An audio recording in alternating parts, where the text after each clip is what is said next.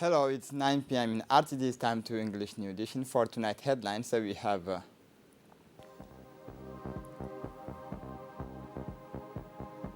the third day of the conference on unanimous consent.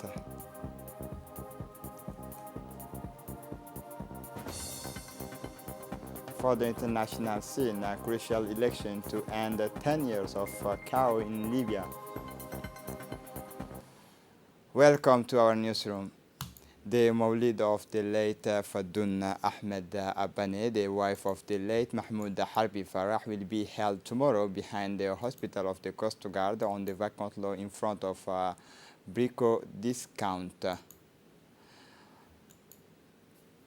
By the closing of the IGAD conference on labor, employment and labor migration as well, it is on the agreement of all the stakeholders that the IGAD and the IGAD conference on labor at Kempinski Palace Hotel, the ministers of labor and employment of the IGAD member state proceeded to establish the IGAD committee on labor and employment while drafting the cornerstone of this initiative, namely the declarations on labor, employment and labor migrations in the IGAD regions. This document, approved by the member parties, lays the foundation for a new policy on employment and the challenges that go within this committee, which is a coordination platforms will have the mission is to create a space for concerned ministers to engage in regular policy dialogue and provide strategic guidance to the IGAD labors and employment policies and priorities. These 3 days of intense discussions aim to address several issues in order to better combat poverty, the mismatch between demand and supply of labor, the shortcoming of labor market information systems, and this conference addresses the opportunities for regulatory improvement of the ICT space in IGAD member states through the development of the regional integration process. The ministers of the ICT from IGAD countries took turns to bring their piece to the improvement of the opportunities in the regulation and participation of the development of IGAD of the African continent. Please listen. Conference, first ever meeting of ministers of labor of IGAD country, hosted by the Republic of Djibouti. We discussed very important issues regarding our labor migration workers in the region and beyond the region. And we came up with a very, very powerful and very important document, declaration, that would guide our policies, whether locally or at the region, to give the best protection to our migrant workers in the whole region. And we thank the Republic of Djibouti for hosting us. And we thank them again for being there as the headquarters of our IGAD countries. And I want to thank my friend here, and we tell him that we are committed to work with IGAD. We are committed to make sure that our migrants, our people, are protected and have something to put on the table for their livelihood. Our Minister of Labor, Isman Ibrahim Roble, he put forward a strategic policy of coordination in order to overcome the flows of the outdated systems. These 3 days of intense discussions aim to address several issues in order to better combat poverty, the mismatch between demand and supply of labor, the shortcoming of labor market information systems, precarious and informal employment, often cited as the main weaknesses of the economies of the IGAD region. The Secretary of State in charge of sports, His Excellency Hassan Mohammed Kamil, met yesterday in his offices with the president of the different municipalities to discuss the project of creating a communal sports league whose primary objective is to detect talents through the organizations of tournaments in various disciplines. The president of the municipality thanked the minister for his support and assured the launch of this tournament very soon. How to promote microfinance, and well, it is a round tables organized by the CEPEC North to the president that the president of the board of the director of CPEC of the North, Ms. Mohammed Hamid, the prefect of Obok, Abdul Malik Mohammed Benoita, and the vice president of the regional council of Obok, executive and officials of the concentrated technical services and the region's young entrepreneurs, women and men, and members of the Obok Fund met to discuss ways and means to promote microfinance in the region, to discuss ways and means to promote microfinance and to present them the opportunities of projects in the regions, but also to discuss the impact of the big governmental project in progress and the place of the youth and the Obok women. This government project will help more than 500 Obokese women and 300 youth to access development services. They will allow Obok to find new growth sectors and diversify its economy to maintain its growth rate and create jobs.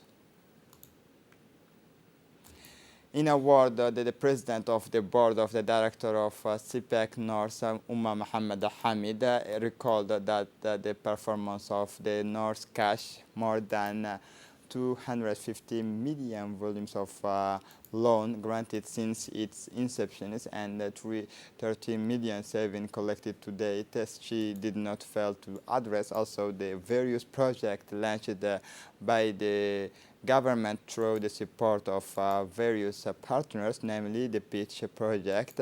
A significant amount of money has been invested in infrastructure projects and entrepreneurship development, which will support the member of the Obok Credit Union by the facilitating their access to credit and strengthening and developing them.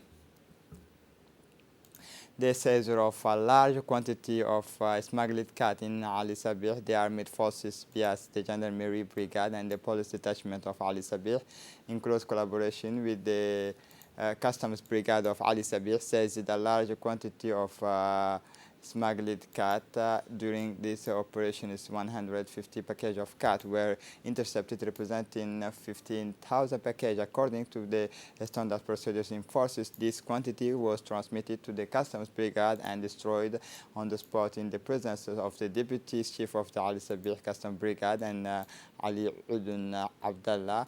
The colonel thanked all the defense and security forces for their teamwork as the operation continues. The colonel urges their population to remain vigilant and to collaborate with the forces present in their respective sectors.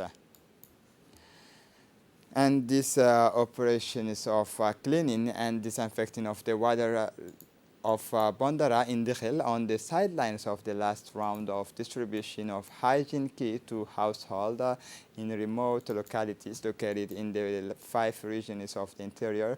The Djibouti Red Crescent has noted cases that required its intervention to promote the hygiene of life of these vulnerable populations. It is in this perspective that it responded after observations to the request of the population of Bondara during the monitoring and evaluating visit, whose water tank had not been cleaned for 2 years, and granted a batch of material consisting of gels and towels, soap powders, sweep, squeegees and masks, liquid soaps and gels to members of the local community for the maintenance of the tank and water treatment to improve hygiene.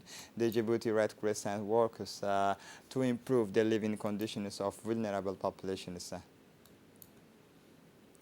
How to promote sports in aquatic environment was the main issue at the closing ceremony of sports activities such as beach soccer, beach volley, swimming, and beach reading, but that the association is held launched during the summer at the beach Fiat Jura.